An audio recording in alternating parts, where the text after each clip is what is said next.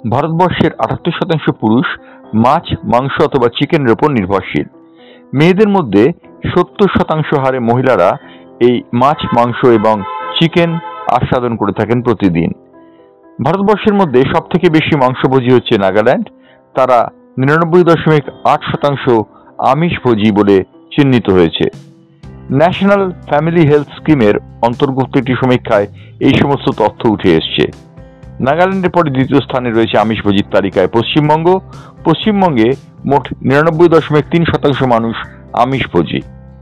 তৃতীয় স্থানটি দখল করেছে কেরালা।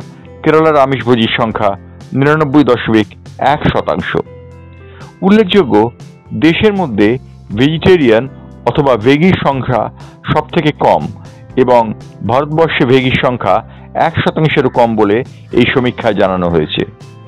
ন্যাশনাল ফ্যামিলি হেলথ প্ল্যানের এই সমীক্ষা রীতিমতো সাড়া জাগিয়েছে। তার কারণ নাগাল্যান্ডের মানুষ সব থেকে বেশি মাংস খান এবং তারা ৯৯.৮% বন্য প্রাণীর মাংস সংগ্রহ করে তা পুড়িয়ে অথবা ভেজে খান বলে জানানো হচ্ছে। এরপরেই রাজস্থান ৭১.১৭% ভেজিটেরিয়ান অর্থাৎ নিরামিষাশী। তারা বাজরার রুটি, মকাই কা ডাল এবং শস্য কি শাকে তাদের রসাস্বাদন করে থাকেন।